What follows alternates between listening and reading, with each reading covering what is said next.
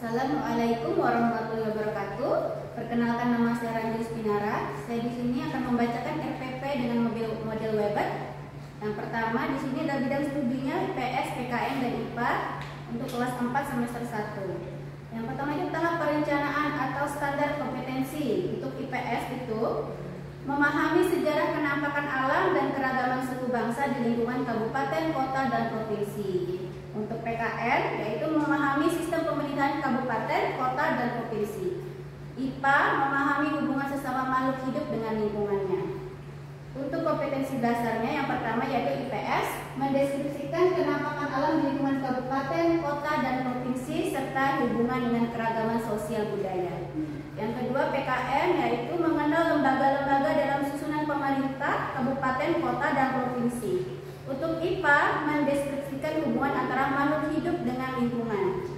Berikutnya ada indikatornya. Yang pertama, mengidentifikasi pola perilaku anggota masyarakat yang dapat mempengaruhi peristiwa alam di lingkungan sekitar atau setempat. Yang kedua, menyebutkan lembaga-lembaga dalam susunan pemerintah kabupaten dan kota. Yang ketiga, menyebutkan salah satu contoh sikap dalam menjaga pelestarian alam di lingkungan sekitar.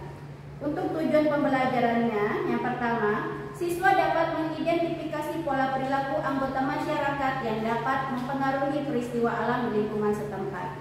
Yang kedua, siswa dapat menyebutkan lembaga-lembaga dalam susunan pemerintah kabupaten dan kota. Yang ketiga, siswa mampu menyebutkan salah satu contoh sikap nyata dalam menjaga pelestarian alam di lingkungan sekitar. Di sini ada model jaring laba-labanya, bisa dilihat.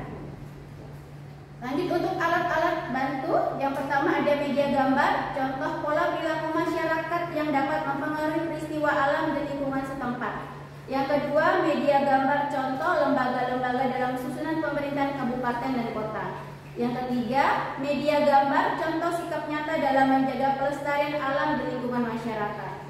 Untuk langkah kegiatan pembelajaran, yang pertama yang dilakukan adalah guru menawarkan tema kepada siswa untuk dipelajari. Yang kedua, guru mengajak siswa menentukan subtema melalui curah pendapat. Yang ketiga, guru mengelompokkan siswa sesuai dengan minat belajarnya. Yang keempat, masing-masing kelompok membuat kontrak belajar yang berisikan tentang kelompok 1 mengidentifikasi pola perilaku anggota masyarakat yang dapat mempengaruhi peristiwa alam di lingkungan setempat. Lalu siswa memilih ketua kelompok dan mengamati lingkungan sekitar. Lalu setelah melakukan pengamatan, siswa mengidentifikasi pola perilaku anggota masyarakat yang dapat mempengaruhi peristiwa alam di lingkungan setempat. Yang keempat, siswa menyusun laporan dan menyampaikan hasil laporannya dengan cara demonstrasi. Untuk kelompok 2, menyebutkan lembaga-lembaga dalam susunan pemerintah kabupaten dan kota. Yaitu siswa menunjuk ketua kelompok sama, lalu siswa pergi ke perpustakaan mencari beberapa buku sumber mengenai lembaga-lembaga dalam susunan pemerintahan kabupaten dan kota. Yang ketiga, setelah mendapat beberapa buku sumber, siswa menyebutkan lembaga-lembaga dalam susunan pemerintah kabupaten dan kota. Lalu siswa menyusun laporan dan mempresentasikan hasil laporannya. Untuk kelompok 3, tugasnya adalah menyebutkan salah satu contoh sikap nyata dalam menjaga pelestarian alam di lingkungan sekitar.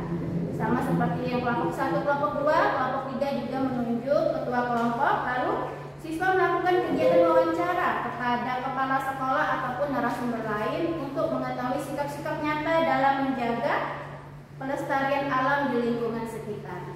Yang ketiga, setelah melakukan wawancara, siswa membuat laporan hasil diskusi. Yang keempat, siswa menyampaikan laporan hasil wawancara melalui presentasi. Lalu kelompok belajar melakukan sharing atas kontrak belajar yang telah dibuat dengan kelompok lain.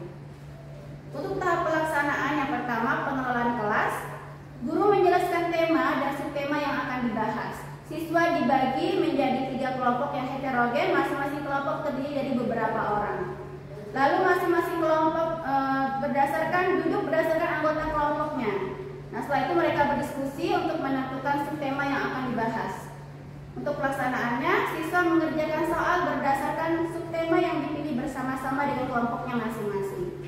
Guru mempersilahkan siswa bersama-sama anggota kelompok mencari dan mengumpulkan informasi sumber yang ada di sekolah untuk memudahkan dalam mengerjakan soal. Lalu masing-masing kelompok membuat laporan hasil diskusi berupa karangan deskriptif. Lalu lanjut ke tahap kulminasi. Yang pertama, masing-masing kelompok mempresentasikan hasil diskusinya di depan kelas. Yang kedua, kelompok lain menyimak dan mempelajari hasil diskusi yang sedang dipresentasikan. Yang ketiga adalah evaluasi proses.